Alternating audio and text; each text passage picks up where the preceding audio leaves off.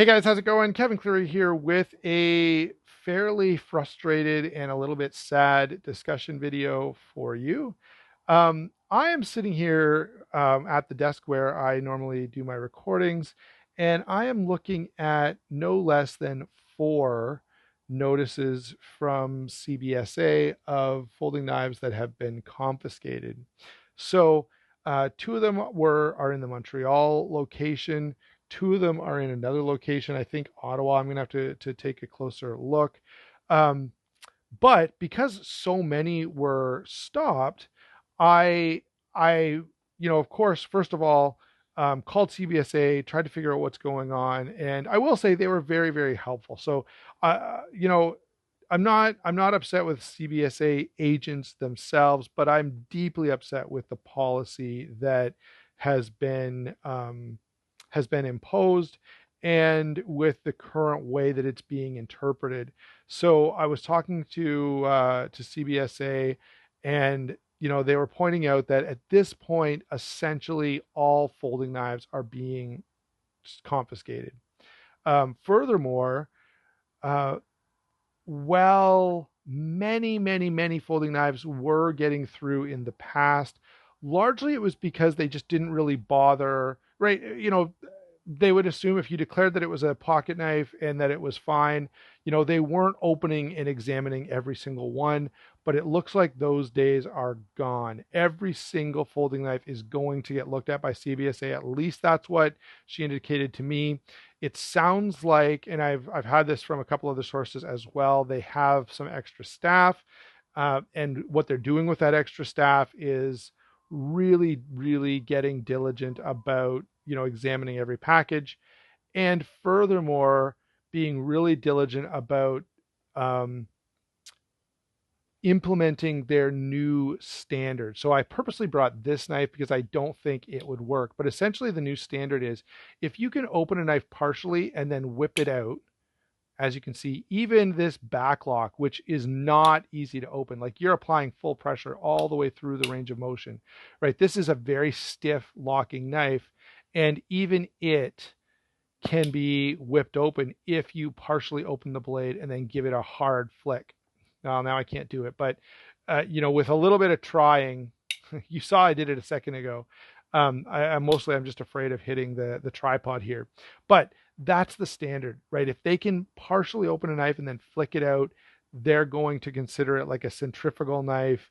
And I've had and that combined with the fact that they're now really being diligent to examine everything means essentially, by the sounds of it, that unless something changes, no folding knife is going to get through the border.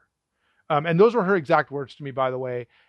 She said, every folding knife can be deployed in the way that's described here. Um, so that's really bad news. And I'm not sure. I'm actually not even sure. I'm not sure what that means for the channel. I'm gonna have to be looking at different alternatives.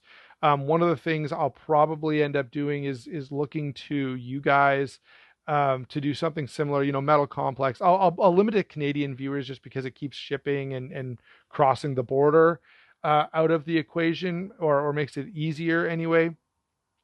So I'll probably be looking to guys to supply some items for review, because it looks like it's just going to be very difficult to get folders.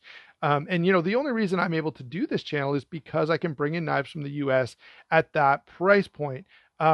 Having a knife channel in Canada is not tenable. Like the prices here are absolutely insanity. Like it's just so stupid. And yes, I'm a little bit frustrated because I spent some time doing some cross-border comparisons, and it's not apples to apples, right? Like it's not, the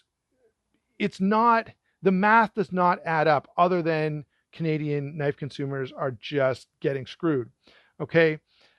So there's no good solution here.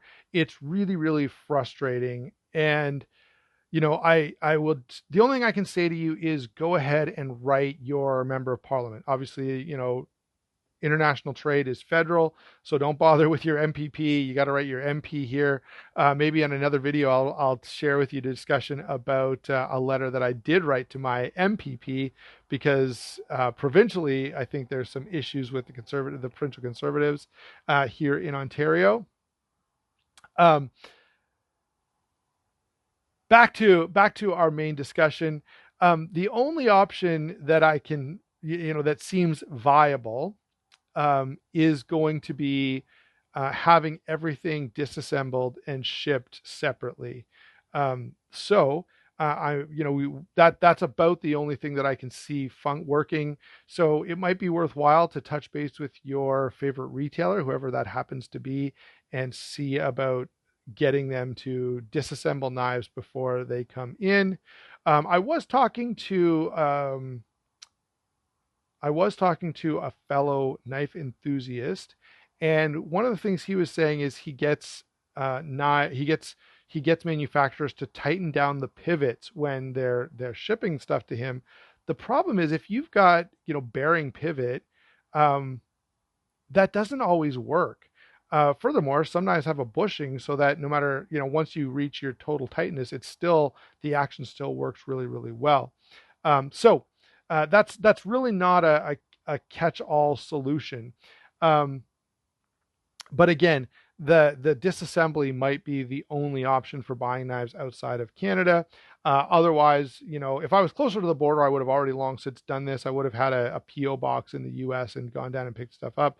Where I am is like hours and hours, 4 or 5 hours away from the border. So that's not a viable option for me where I am. It may be for some of you, however. All right. That's my rant, guys. I thought I would just share my frustration and, again, give you the word right from the horse's mouth. What she said to me, her exact words were, no folding knife is going to get in, because virtually all of them can be, flicked open once they do their, right. A centrifugal knife is any knife where you can do that. Now, we would say that's not fair at all. It should have to be whipped open from a closed position. That's not the standard they're using. And so sadly, until something changes, which, there's no political will for in Canada, because Canadians they're not a self-reliant group of people. Anyway, there's more that I'd like to say about, a country that would vote for Justin Trudeau 3 times. Like, that is truly sad. Nonetheless, here we are. And yeah, I don't know what that means about my fellow Canadians. I have some really negative feelings that I'm not going to share online. All right. Thanks a lot. Don't forget to like and subscribe. I'd love to hear your comments down below. We will talk to you later.